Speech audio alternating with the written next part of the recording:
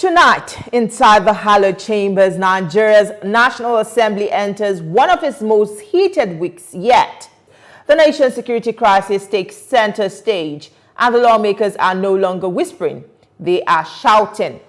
Good evening and welcome to the Hallowed chambers, the program that goes beyond the speeches, beyond the motions, and deep into the heartbeat of Nigeria's parliament.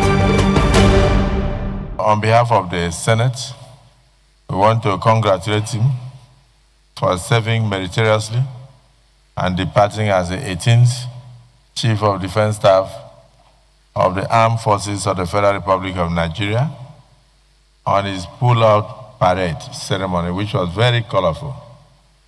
We thank you for your services. And specifically also we want to applaud Mr. President for returning you to this administration and now even sending you back to the Hallowed chamber of the Senate. This is a ritual that every person who wants to be a minister must go through. It's constitutional. That's why we brought you back here. I am General Christopher Gwabin Musa, retired, the 18th Chief of Defense Staff, Armed Forces of Nigeria. Standing here as a great honor to present myself as nominated by Mr. President as a Minister of Defense of the Federal Republic of Nigeria. I was born, sir, on 25th December 1967 in Sokoto.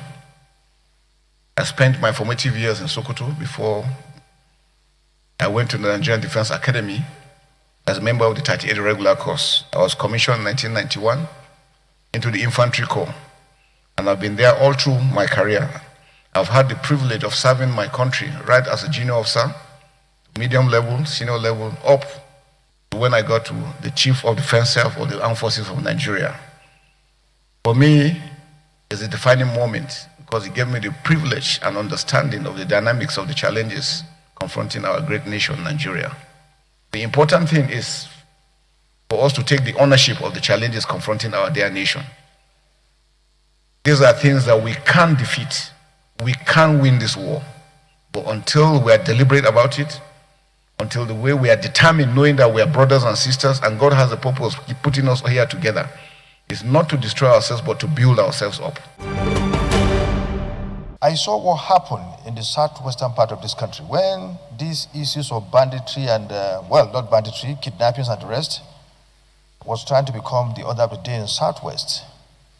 The leaders of Southwest, in conjunction with the military, and I think he was in charge then, were able to deal with that matter. And now the Southwest is the safest part of this country. That was done under your watch. It was under your watch. And we praise you for that because of the collaboration we had with these people, with the people of the Southwest. Why can't we, use that kind of system that was used in the Southwest, in the Northwest, and indeed North Central?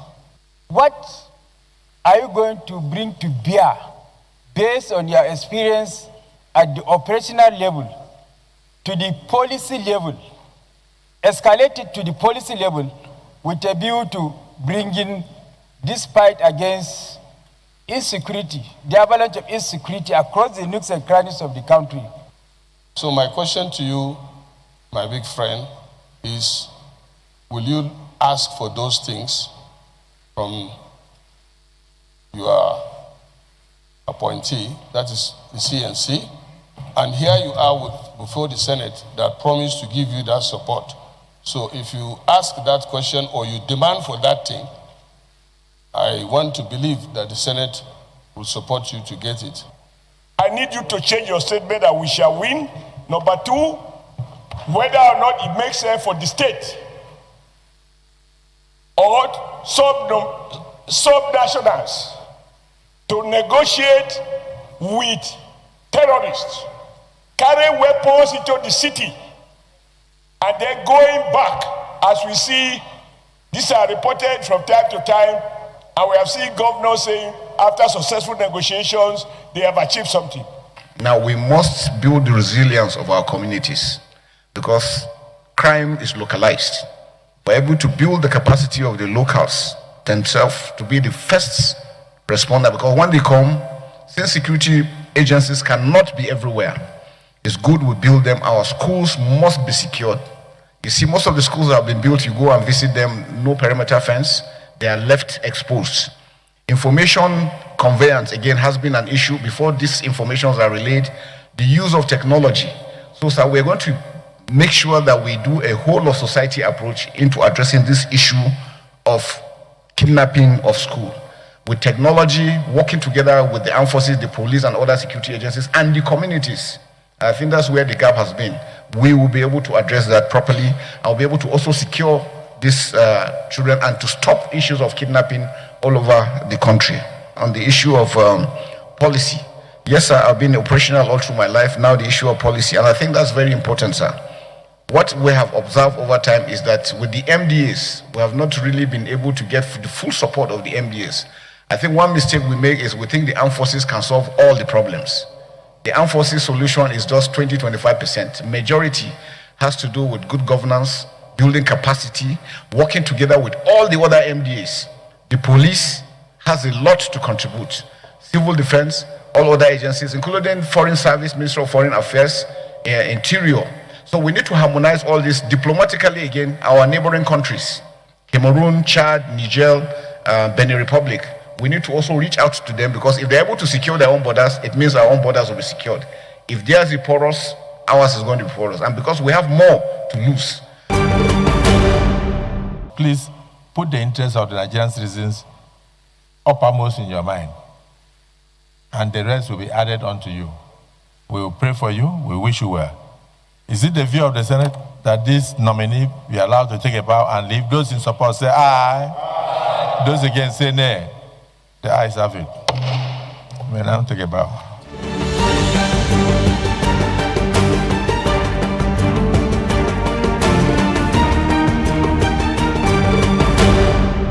Thank you for staying with the Hallowed Chambers. Now, my guest today is an honorable member of the House of Representatives. His name is Honorable Jafaru Ali Mohammed. It's good to have you in our studio this morning. Thank you, Madam TJ. You're welcome. Thank you. Well, let's begin with your constituency, which has become a very tragic symbol of Nigeria's security failures. How do you explain the fact that schoolgirls were kidnapped under your watch as an elected representative? Yeah.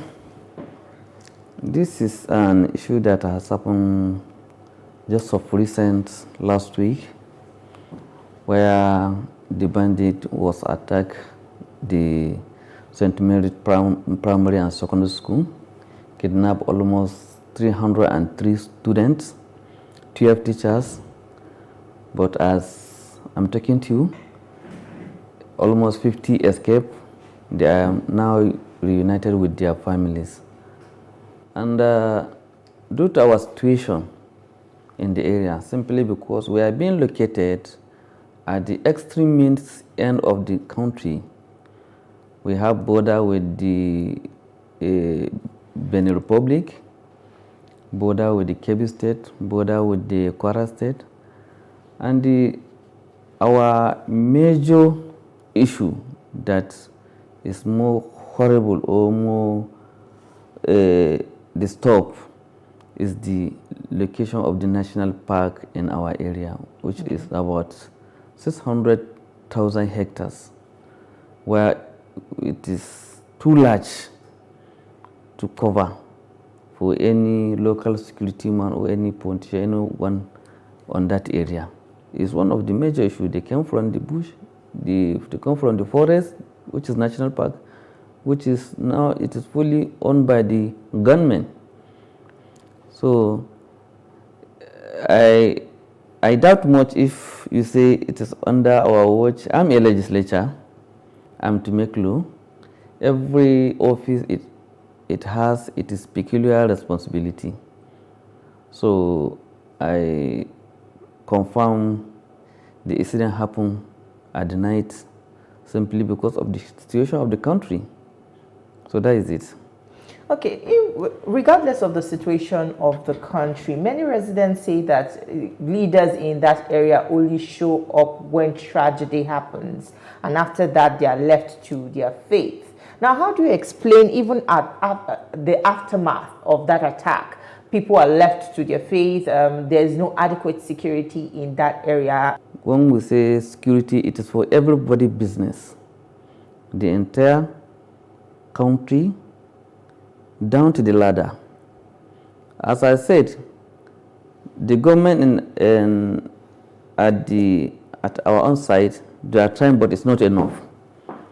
For me, I can confirm to you, it is not enough. We need government to put more pressure, particularly in terms of how to locate the young children being adopted.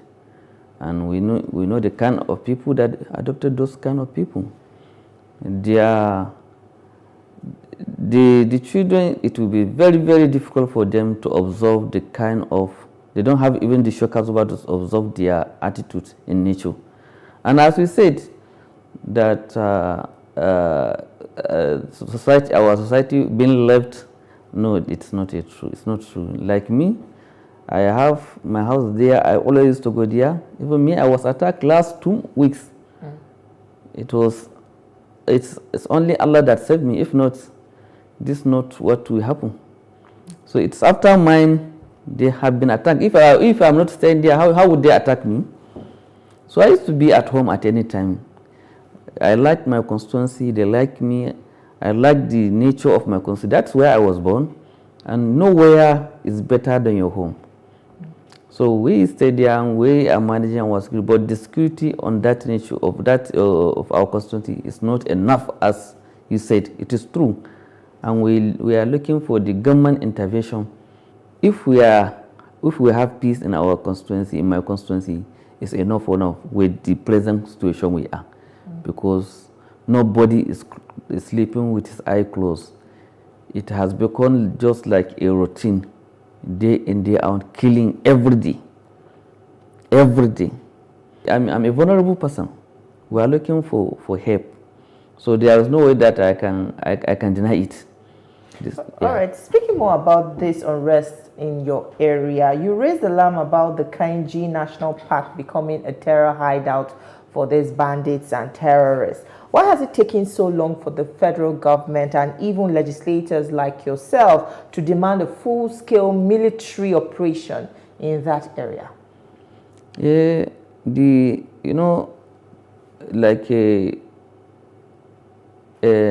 situation in my constituency, it was a horrible issue. It started very long ago, and I raised so many motions for the past, since last assembly, I raised issue like concerning this national park, that it was useful for us before when we are receiving visitors. Some are going there for holidays. There are good animals and so and so. Now it will be difficult for you to even see rats in that forest because it has been killed by all those gunmen. And it has no useful. Nobody will go there now. And the whole park now is fully controlled by the bandits. Nobody is there. I raised so many important issues that government should convert it from the national park for the agricultural use.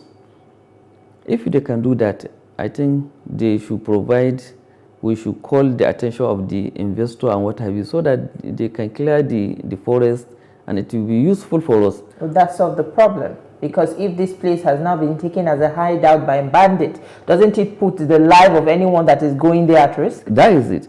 But as I said now, if you see the situation now in our country, in my constituency, 100% of the bandits being disturbing the constituency, they are coming from that forest.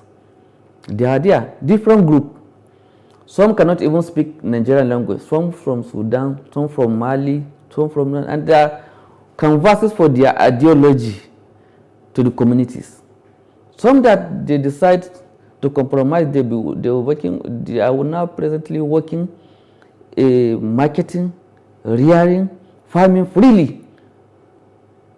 and their extremist ideology, it will be very, very, it will give results if care is not taken. Because well, Honorable, you have not answered my question, because if bandits are moving freely without any restriction, how is the legislature or legislators like yourself advancing the idea for military takeover in that area? What is stopping that action to, be advanced in that area? Is this a political sort of a sentiment that action is not being taken in that area to advance military operation there, or what is exactly the problem?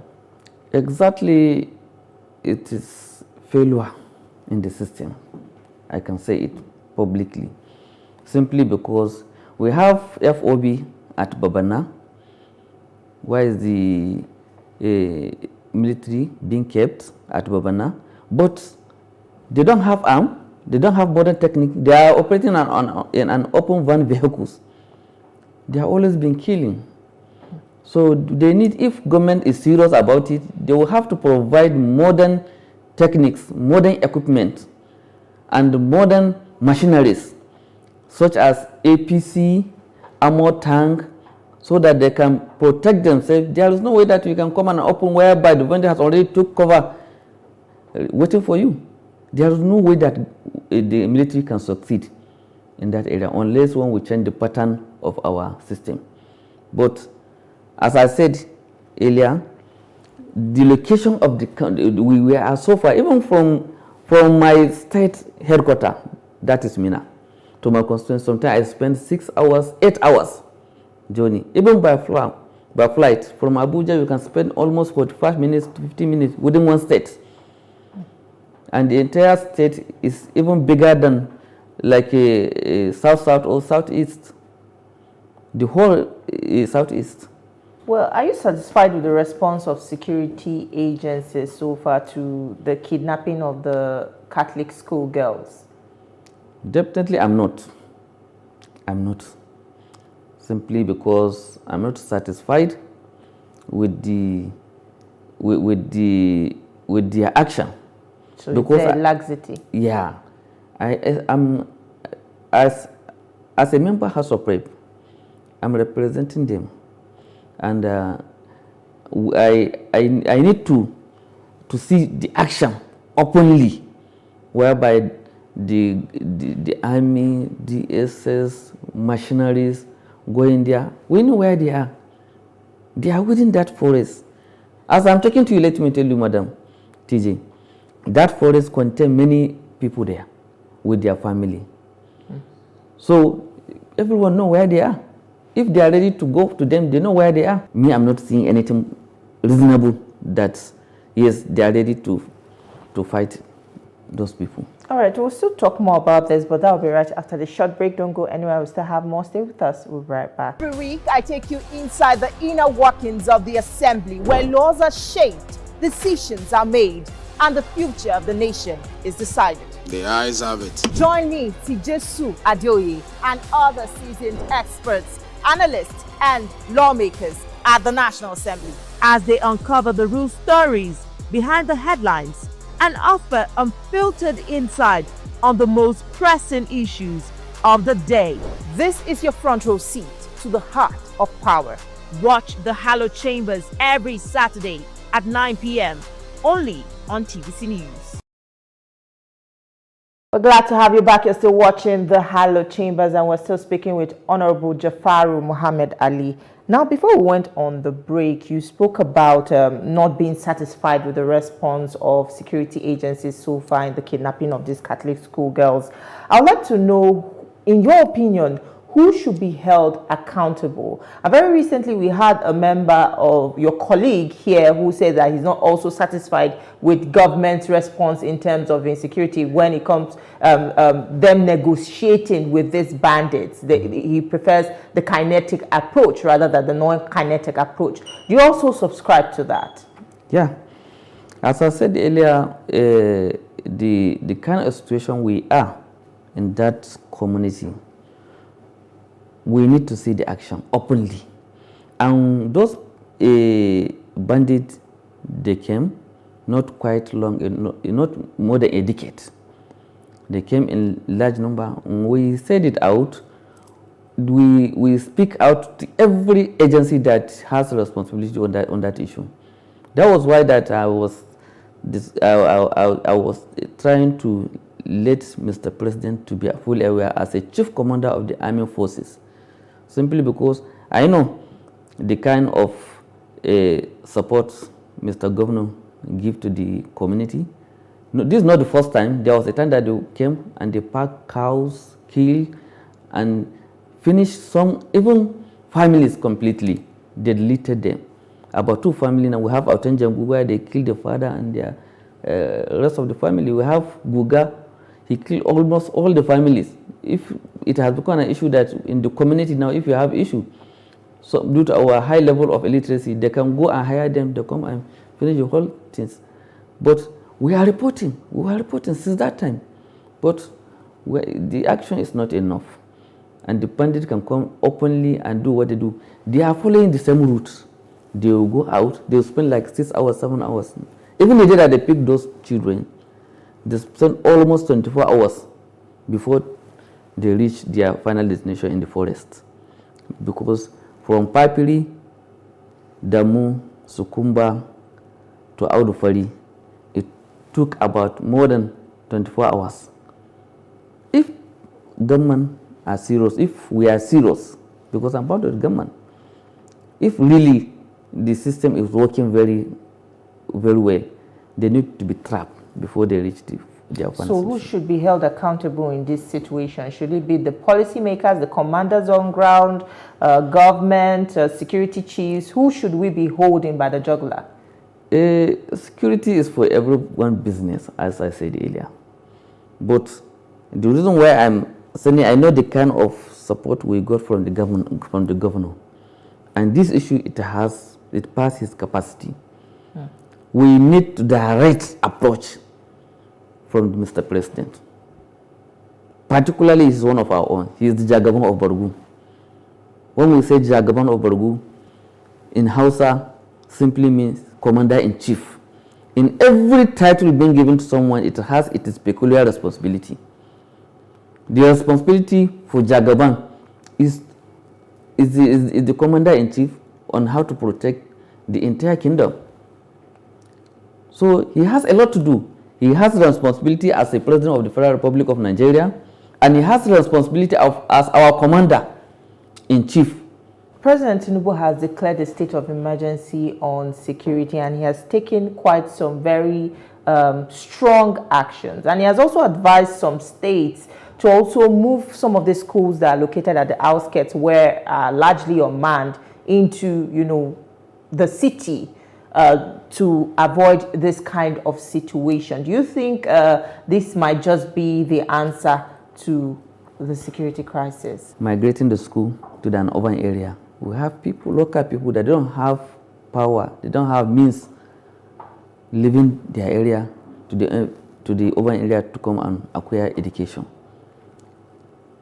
The security and the welfare of the citizen, it is dependent on the government. Anywhere they are, they have to be provided with the security and the welfare. So that's one of the things that I'm not okay with. And as he's declared the state of emergency on security, I'm so happy about it. But let's see it on ground. It's one of our major problems in Nigeria is we don't implement things. We say it by mouth, no implementation. As he said, this is almost 48 hours. We're supposed to see something on ground. Up to now, we didn't see anything, as I'm talking to you. We need to see it on ground. He is the final say, he's the final boss. When he spoke, that is the... All right, how would you say that government and even you as a representative of the people are restoring calm to that area, and also the family of those taken? What assurances are you giving them at the moment that they will still reunite with their loved ones safe and sound? Definitely, I'm fully aware there was even one man that we even lost is one of we did school together. he has three children among the ones that are being kidnapped, and he's no more alive simply because of the shock that he partake in the system. So I know the only thing I would tell them that they should exercise more patience. We will do our own at our own level in terms of legislation, and we will put more pressure on the government to ensure that the children will come out safely by God's grace.